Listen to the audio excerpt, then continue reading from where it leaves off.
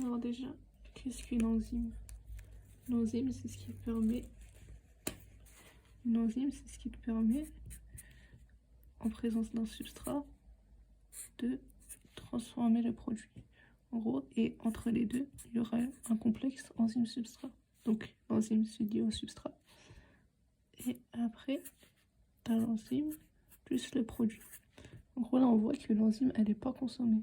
Donc c'est juste pour catalyser la réaction, pour aller plus vite. Donc, après, on a des constantes qui dit tout ça. On a K plus 1 ici. L'enzyme plus substrat devient le complexe enzyme-substrat, là où ils font leurs échanges. Puis après, l'enzyme permet au substrat de se transformer en produit. Là, on a K plus 2. Du coup, là, on a K-1. Et là, on a K-2 qui sont négligeables. On ne va pas les calculer. Là, on va vous parler de la V0. Donc la V0, c'est la vitesse initiale. Et il faut que des conditions soient remplies. Il faut qu'on ait un excès de substrat. Parce que sinon, on ne pourra pas définir la quantité d'enzyme, parce que c'est ce qu'on cherche. On doit se trouver au début de la réaction. La température fixée. La pH fixée.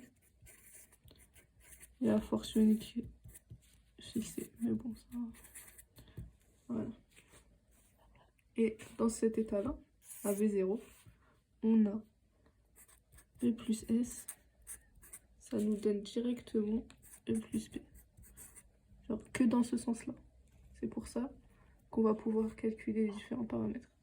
Plus concrètement, ça correspond à quoi? Ça correspond à la vitesse d'apparition du produit ou de disparition du substrat. Donc on a V0 est égal à delta P sur delta T ou est égal à moins delta S sur delta T. Donc là, si vous avez bien compris le concept, c'est qu'on crée du produit.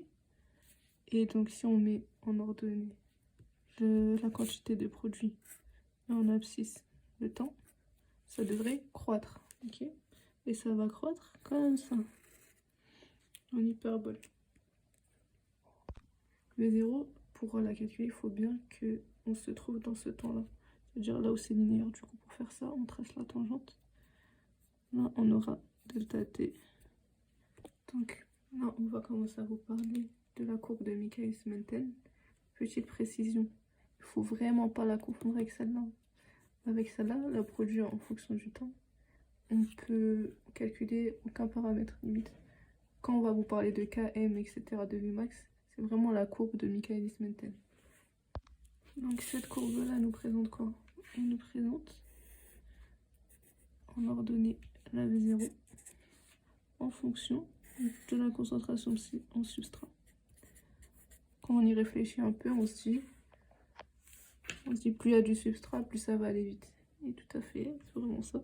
Donc on aura aussi une hyperbole. C'est pour ça que je vous dis qu'il ne faut vraiment pas les confondre. Donc quand on a V0 et substrat, on va pouvoir calculer deux paramètres qui sont très importants, qui sont la Vmax, donc la vitesse maximale, à laquelle on atteint un plateau. Même si on ajoute encore du substrat, les enzymes elles sont débordées et elles vont pas pouvoir aller plus vite. Et on va pouvoir calculer le Km qui nous indique l'affinité. On va voir ça. Ok, c'est bien beau tout ça, mais du coup, comment on voit ça? Bah, la Vmax, c'est la vitesse maximale, du coup c'est plutôt logique, c'est la vitesse où on a le plateau, là on aura la Vmax. Le Km, c'est plus une définition. En gros, ça va être la concentration en substrat pour laquelle l'enzyme est à demi-saturation. Concrètement, on va aller à Vmax sur 2. Donc là, à peu près, Vmax sur 2. Et on va regarder l'ordonnée. Il ne faut pas oublier, la Km, c'est une concentration en substrat. Du coup, là, on va lire le Km. Faites bien attention aux unités. Hein. Et là, quand on y réfléchit, on se dit, plus Km il est grand, et plus quoi? Plus c'est à fin, moins c'est à fin, comment on réfléchit? Bah, il faut juste se dire que c'est une concentration en substrat. Du coup, si on a demi-saturation avec une petite concentration, ça sera à fin. Ce sera plus à fin que si on est obligé de rajouter plus de substrat. Du coup, ça, très important. Plus il est petit, plus l'enzyme et le substrat sont à fond. Hyper important ça. Le dernier graphe, c'est celui-ci. Je vais pas dire le nom parce que voilà. Et en fait, c'est quoi? C'est pour linéariser celui de tout à l'heure, pour qu'on ait des valeurs plus précises. Donc il va ressembler à quoi? Il va être comme ça, comme ça. Et là, en ordonnée, on aura 1 sur V0. Et en abscisse, on aura 1 sur S. La concentration. Comment on va lire ça? Attends, déjà, il va avoir cette tête-là, en général.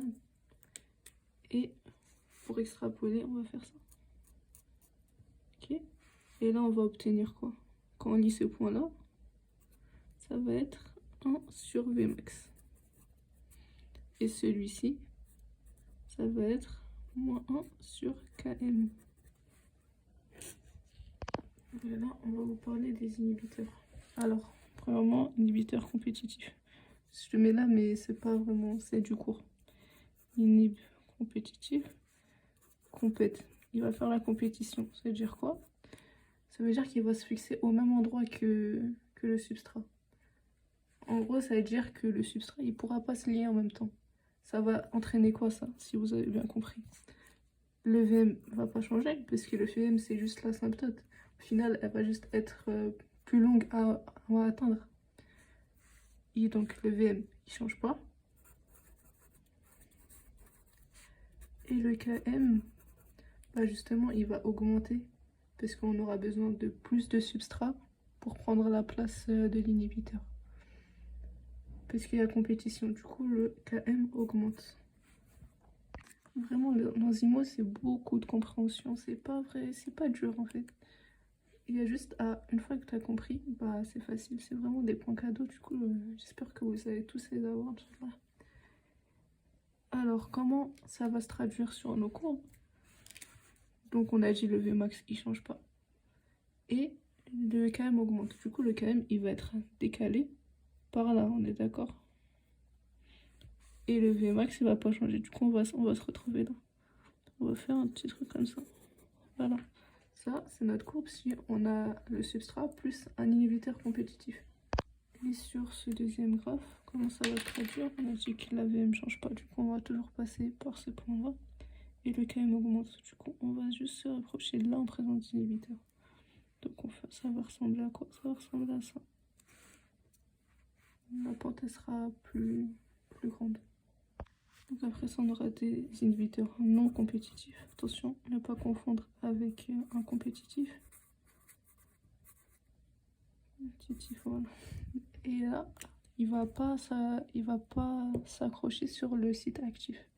Du coup, cet inhibiteur-là, il pourra s'accrocher même si le complexe enzyme-substrat est déjà formé. Et ça va entraîner quoi ça? Ça va entraîner que la Vmax va diminuer, forcément. Et le Km, il va rester pareil. En gros, il faudra la même quantité de substrat pour arriver à une Vmax plus petite au final. Du coup, c'est pour ça que le Km ne change pas et que le Vmax descend. Donc encore une fois, comment ça va se traduire dans les courbes? On aura le Km qui est pareil, du coup il va être là. Et on aura la Vmax qui descend. Donc admettons on est là. On va faire ça comme ça. Et on va passer par ce Km Vmax. Et là on aura Vmax sur 2 avec le Km qui est pareil. Sur celui-ci, on a dit que le Km ne change pas, du coup on va passer par là. Le VM diminue, du coup ça va nous faire monter. Hop, ça va nous donner quelque chose comme ça. Donc après, on aura l'inhibiteur incompétitif. Vous allez me dire c'est quoi la différence? L'inhibiteur incompétitif, il s'accroche que quand le complexe enzyme-substrat est formé, alors que lui, c'est indifféremment. Soit il va s'accrocher à l'enzyme toute seule, soit avec le complexe. Donc l'inhibiteur incompétitif, il va entraîner quoi? Il va jouer sur les deux paramètres, la VM diminue et le KM diminue. Et ça, on peut en déduire quoi? C'est que ça, on va en déduire que la pente KM sur VM, par contre, elle va pas changer. On avait dit que la pente KM sur VM, c'était la pente dans ce graphe. Du coup, ça va être la parallèle. On va voir dans quel sens. Donc, tout bêtement, ça va nous donner quoi? On va mettre la Vmax ici. On va mettre un KM, on va la demi. On va le mettre là. Hop. Et ça va faire ça du coup. Donc là, on se rappelle bien, ici, on a la pente normale. Là, inhibiteur compétitif, inhibiteur non compétitif et incompétitif.